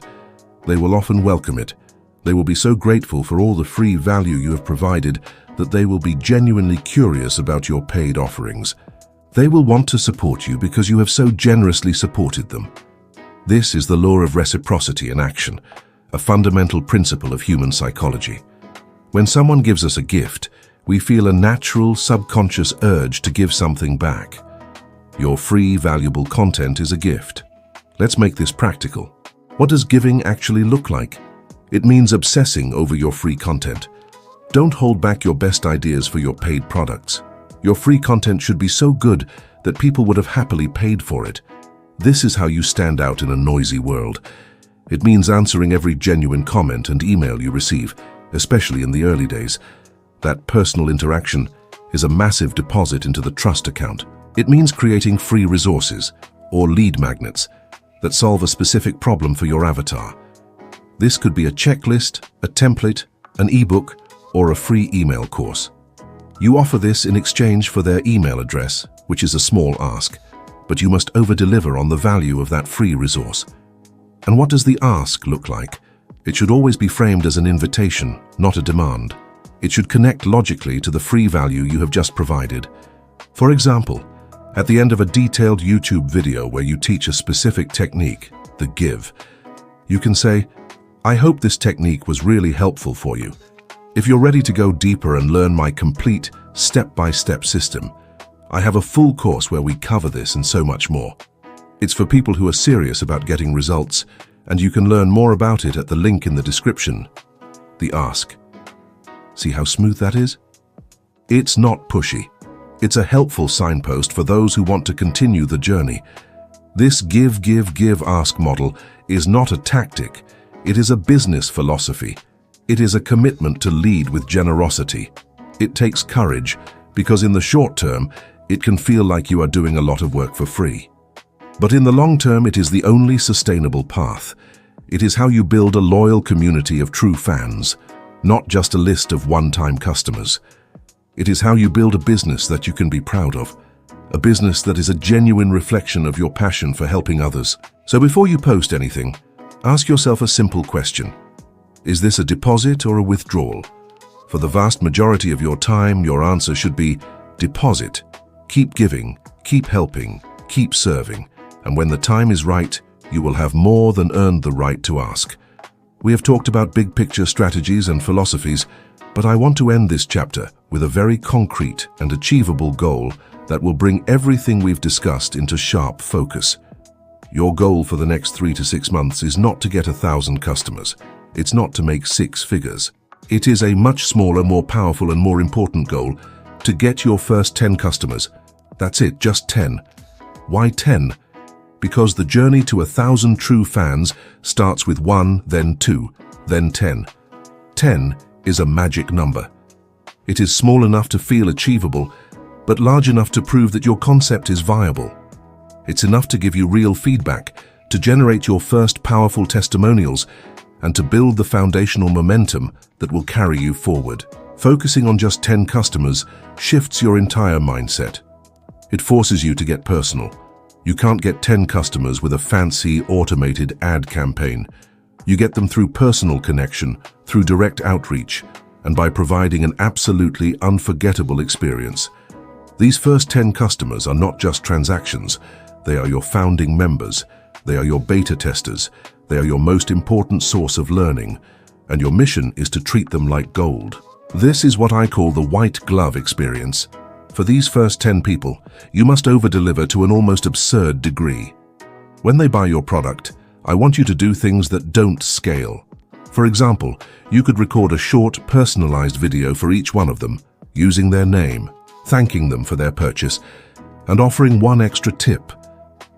You could send them a personal email a week later to check in on their progress and ask if they have any questions. You could offer to hop on a free 15-minute call with them to help them get started. These are the kinds of personal touches that create customers for life. These are the things that will make them run and tell their friends about you. So how do you get these first 10? 1. Start with your warmest audience. These are the people who already know, like, and trust you to some degree. This could be friends and family, but only if they are genuinely your ideal avatar. Don't sell to your mum just so she can support you, unless she is actually struggling with the problem you solve. A better place to look is your most engaged followers. Who are the people who always comment on your videos or reply to your newsletter? These people have already raised their hands and identified themselves as interested. You can reach out to them directly. Send them a personal message saying something like, "Hey Name, I've so appreciated your thoughtful comments on my work over the past few months. I'm getting ready to launch a new course service designed to help people with the problem you solve. Since you've been such a supportive part of this community from the beginning, I wanted to offer it to you first, at a special beta price in exchange for your honest feedback." This approach is respectful, it acknowledges their contribution, and it frames the offer as a special opportunity. 2. Create a beta offer. Your first version of your product doesn't need to be perfect. In fact, it's better if it's not. You can pre-sell your course or offer your service at a significant discount, perhaps 50% off, to your first 10 customers. Be transparent about it. Let them know they are the founding members and that their feedback will be instrumental in shaping the final version. People love to be on the inside, and they are often very willing to trade a lower price for the chance to be a co-creator. 3. Focus on the transformation. In all of your communication, focus relentlessly on the outcome you can provide. Don't just list the features of your course. Talk about the feeling of relief, the newfound confidence, or the tangible results they will achieve. Your job is to paint a vivid picture of their point B and show them how you are the bridge to get there. The goal with these first 10 customers is not just to make a sale. The goal is to get a result. Your obsession should be their success. If you can help these first 10 people achieve a genuine transformation, they will become your most powerful marketing engine. Their word-of-mouth recommendations and their powerful story-based testimonials will be worth more than any ad you could ever buy. They are the seeds from which your entire forest of true fans will grow, so forget about 1,000. Forget about 100. Focus on 10. Find them. Serve them with everything you have. Delight them. And they will show you the way forward. Chapter 5. The Long Game. From passion project to lasting venture. You have made it. If you have been following the path laid out in the previous chapters, you are no longer just a dreamer. You are a doer. You have taken the spark of your passion and ignited a small fire. You have a plan, you are taking imperfect action, and you have begun to find and connect with the people you are meant to serve. You may have even made your first few sales. The initial dizzying excitement of creation is coursing through your veins. This is a moment to be celebrated. You have done what 99% of people only ever talk about doing. But our journey is not over. In fact, in many ways, it is just beginning. The skills that get you from 0 to 1, from idea to first customer, are not the same skills that will get you from 1 to 100, or from a fledgling project to a sustainable, lasting venture. The initial phase is all about hustle, passion, and brute force. The next phase, the long game, is about intelligence, systems, and sustainability. This final chapter is about that transition. It's about shifting your mindset from that of a frantic founder to that of a thoughtful architect. It's about building a structure that can not only support your work, but also support your life. We will explore how to create a powerful feedback loop with your audience so you always know what to do next. We will learn how to build simple systems and automations that buy back your most precious resource, your time. We will discuss the importance of diversification to create a resilient, stable business. And most importantly, we will talk about how to do all of this without losing the very thing that started it all, the pure, unadulterated joy of your passion.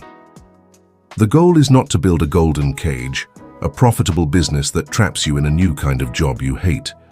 The goal is to build a vehicle for your freedom, a platform for your purpose, and a venture that can nourish you, financially and spiritually, for years to come. This is how you play the long game. The single greatest asset you have in your venture is not your product, your website, or your social media following. It is the relationship you have with your audience. They are not just a sea of faceless consumers. They are your collaborators, your guides, and your single best source of business intelligence. The most successful creators and entrepreneurs are not the ones with the most brilliant initial ideas. They are the ones who are the best listeners. They have mastered the art of creating a powerful feedback loop, a continuous conversation with their community that tells them exactly what to improve, what to create next, and where to focus their energy. In the early stages, you made your best guess about your avatar's problems. You used that guess to create your first product or service. Now that you have real customers and a real audience, you no longer have to guess. You can ask. You must transition from passive listening, which is simply reading comments and emails as they come in, to active listening, which is the intentional and systematic process of seeking out feedback. This feedback loop is your compass for the long game. It will ensure that you are always creating things that people actually want and need, which is the closest thing to a guarantee of success that exists in business. Let's talk about the practical ways to build this feedback loop. 1. The post-purchase survey. Immediately after someone buys from you, you should automatically send them a short, simple survey. You can use free tools like Google Forms to create this. Do not ask them 20 questions. Ask them 3 to 5 powerful questions. For example, what was the single biggest problem you were hoping to solve when you purchased this product? This question validates or corrects your understanding of their point A. Why did you choose our solution over other alternatives, or doing nothing at all? This question tells you what your unique selling proposition is from their perspective. And the most important question of all, now that you have this, what is the next big challenge you are facing on your journey? This question is pure gold. Your customers are literally telling you what product or service they want you to create for them next. Their current problem is solved, but a new one has emerged. If you can solve that next problem for them, you can continue the relationship and serve them at a deeper level. 2. The I need your advice email. I need. Every few months, send an email to your entire list with a simple subject line like quick question or can I get your advice? In the email, be vulnerable and direct. Say something like, I'm currently planning out my content and products for the next few months, and I want to make sure I'm creating things that are genuinely helpful for you. My mission is to help you achieve your desire. To do that, I need to understand your world. Would you be willing to take 30 seconds and hit reply to this email and let me know, what is the single biggest thing you are struggling with right now when it comes to your topic? The responses you get to this email will be a treasure map. You will see the same problems, the same questions, and the same words being used over and over again. You can turn each of these responses into a new video, a new blog post, or even a new product. You are co-creating your business with your community. 3. Engage in conversations. Your feedback loop isn't just about surveys, it's about being present. When you host a live Q&A session, pay close attention to the questions that get asked repeatedly. When someone sends you a thoughtful email, don't just send a quick reply. Ask a follow-up question. That's a really interesting point. Could you tell me a bit more about why that's a challenge for you? Every conversation is an opportunity to learn. You must treat this feedback as the sacred text of your business. Create a system for organizing it. You could have a simple spreadsheet or a document where you collect all of the problems, questions, and ideas that your audience gives you. Over time, you will see patterns emerge. These patterns are your roadmap. They will tell you how to refine your current products. For example, if you notice a lot of people are getting stuck in Module 3 of your course, that's a clear signal that you need to improve that module, perhaps by adding a new video or a downloadable checklist. The feedback will also tell you what new products to create. If you sell a beginner's course on photography, and you notice a lot of your successful students are now asking questions about photo editing, that's a massive flashing sign telling you that your next product should be a course on photo editing. It's the logical next step in their journey. By listening intently, you remove the guesswork. You stop throwing darts in the dark and start building a staircase where each product you offer is the next logical step for your customer. This is how you build a sustainable business and a loyal following. You don't just sell them one thing. You become their trusted guide for their entire journey. And it all starts with having the humility to ask and the wisdom to listen. As your venture begins to grow, you will quickly encounter a new and dangerous enemy: complexity. The more customers you have, the more emails you have to answer. The more content you create, the more platforms you have to manage. The more products you sell, the more administrative tasks you have to do. In the beginning, you could power through this with sheer effort, but that is not a long-term strategy. If you continue to do everything manually, you will eventually hit a ceiling. You will run out of hours in the day, your creative work will suffer, and you will burn out. The only way to break through this ceiling is to build systems. A system is simply a way of solving a recurring problem so that you don't have to use your limited willpower and brainpower to solve it over and over again. The purpose of systems is not to turn you into a robot. It's the exact opposite. The purpose of systems is to handle the robotic, repetitive tasks so that you are free to spend your time on the creative, human, high-impact work that only you can do. It's about working on your business, not just in your business. Let's break this down into 3 types of systems you can start building right now. The first type of system is standardization. This means creating a standard, repeatable process for the tasks you do frequently. You do this by creating checklists and templates. Let's take the example of publishing a new YouTube video. There are probably 20 small steps you have to remember every single time: filming, editing, creating a thumbnail, writing a title, doing keyword research, writing a description, adding tags, uploading the video, scheduling it, writing a promotional email, creating social media posts, and so on. Trying to remember all of these steps from scratch every time is mentally exhausting and prone to error. Instead, you create a YouTube publishing checklist. You list out every single step in order. Now the process becomes simple. You just follow the checklist. You don't have to think, you just have to execute. This frees up immense mental energy. You can create checklists for everything: onboarding a new client, publishing a blog post, preparing for a live workshop. Similarly, you should use templates for any communication you send frequently. Do you get the same 5 questions via email every week? Don't write a new custom response every time. Write the perfect, most helpful response once and save it as a template. You can then copy, paste, and lightly personalize it as needed. This can save you hours of time each week while also providing a better, more consistent experience for your audience. The second type of system is automation. This is where you use technology to do the work for you. Automation is your first employee, and it works 24/7 for free. The most important place to start with automation is your email list. You must have a welcome email sequence. This is a series of 3 to 5 pre-written emails that are automatically sent to every new person who signs up for your email list. The first email should be sent immediately. It should welcome them, deliver the free resource they signed up for, and set expectations for what they will receive from you. The subsequent emails sent over the next few days can share your origin story, point them to your best free content, and begin to gently introduce the problem that your core product solves. This automated sequence ensures that every single new subscriber has a consistent, welcoming experience with your brand, and it works for you while you are sleeping.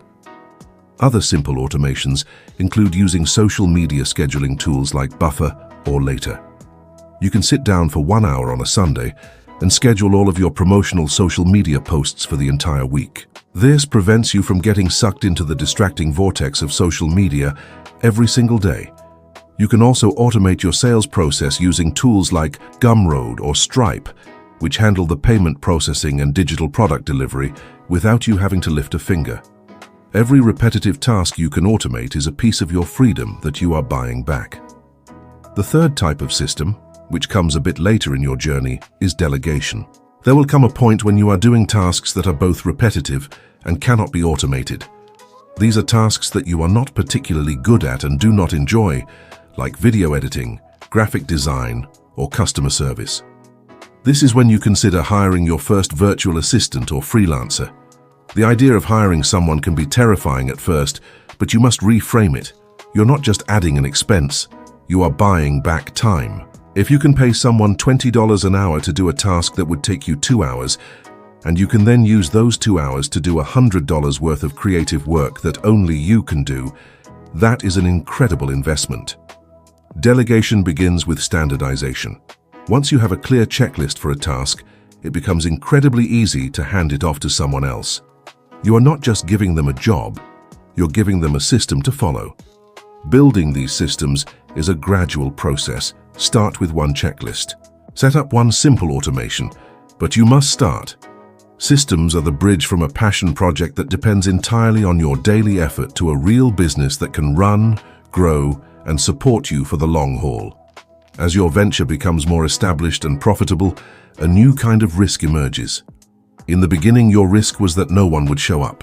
Now your risk is that the platform where they showed up could disappear or change the rules. If your entire business is built on your YouTube channel, what happens if YouTube changes its algorithm and your views drop by 90% overnight? If your entire audience is on your Instagram page, what happens if your account gets hacked or suspended for no reason? These things happen, and they can be devastating for creators who have put all of their eggs in one basket. The key to long-term resilience is diversification. You must build a business that is not dependent on any single platform, algorithm, or income stream. The single most important step in this process is building your email list. I have mentioned this before, but it is so critical that it deserves its own deep focus here.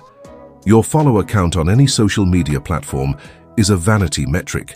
You do not own those followers. The platform owns them. They can limit your reach to them at any time. Your email list, however, is your asset. You own it. It is a direct, unfiltered line of communication to your most loyal fans that no algorithm can ever take away. Every single piece of content you create on any platform should have a secondary goal of encouraging people to join your email list. You do this by offering a valuable free resource, your lead magnet, in exchange for their email address. Your email list is your business's insurance policy. It is your true portable asset. Once you have a robust email list, You can then focus on diversifying your income streams. In Chapter 2, we talked about the stair-step model of offers. Now you can think about expanding that staircase horizontally. You are not just building a ladder, you are building a web of solutions for your community. If your core offer is an online course, what other ways could you help people? You could offer a group coaching program for students who want more accountability. You could offer one-on-one consulting for those who want personalized help. You could create a paid community or membership for ongoing support. You could also explore affiliate marketing. This is where you recommend products or services that you genuinely use and love, and you receive a small commission if someone purchases through your link. This is a fantastic way to add a new income stream without having to create a new product. If you are the gardening expert, you can have affiliate links for your favorite soil, your favorite tools, and your favorite grow lights. This is a win-win-win. Your audience gets a trusted recommendation, the company gets a new customer, and you get a commission. Another avenue is to create physical products. If you have a brand built around your artwork, you could sell prints or merchandise. If you are the coffee expert, you could create your own blend of roasted coffee beans. The possibilities are endless. The goal is not to do all of these things at once. The goal is to gradually, over time, build 2 to 3 different income streams. This makes your business far more stable. If sales for your online course have a slow month, your income from affiliate marketing or your paid community can help smooth things out. Diversification is your defense against uncertainty. By building your own email list and creating multiple streams of income, you are not just building a business, you are building a fortress. We have reached the end of our roadmap, and I want to conclude with the most important topic of all. We have spent this entire time talking about how to turn your passion into a profitable venture. But we must never forget that profit is the means, not the end. The ultimate goal is not to build a business that makes a lot of money. The ultimate goal is to build a life that you love. And it is tragically easy, in the pursuit of growth and success, to lose the very thing that started this journey. The simple joy of your passion. When your hobby becomes your job, it can sometimes stop feeling like a hobby. The pressure to create, to market, to sell can slowly choke the life out of the activity you once did just for the love of it. This is the final and most important challenge you will face: how to keep the passion alive. The first step is to consciously and deliberately redefine what success means to you. The world will tell you that success is about more. More followers, more revenue, more products, more growth. But you get to write your own definition. Is success a specific income number that allows you to quit your job? Is it the freedom to control your own schedule? Is it the number of thank you emails you receive from people you've helped? Is it having the flexibility to take every Friday off to spend with your family? You must define your own enough. If you don't, you will be forever trapped on the hedonic treadmill, where every achievement is quickly replaced by a new, bigger goal. Your passion venture should serve your life, not the other way around. To do this, you must set boundaries. You must schedule time in your week to engage with your passion with zero pressure to produce or monetize. If you are a musician who sells guitar courses, you must schedule time to just sit and play the guitar for your own enjoyment. If you are a writer, you must schedule time to read books for pleasure, not just for research. You must protect the part of your passion that is just for you. This is non-negotiable. It is the fuel that keeps the entire engine running. If the core passion dies, the business will eventually die with it. You must also learn to embrace the seasons of your work. There will be seasons of intense hustle and growth, like during a product launch. But there must also be seasons of rest, maintenance, and reflection. It is not sustainable to be in a perpetual state of launch mode. Give yourself permission to have slower periods, to work on your systems, to recharge your creative batteries. This is not laziness, it is wisdom. Finally, you must always come back to your why. Remember that one person we defined back in Chapter 2. Keep their face in your mind. Keep their stories in your heart. The real profit from your venture will not be the money that lands in your bank account.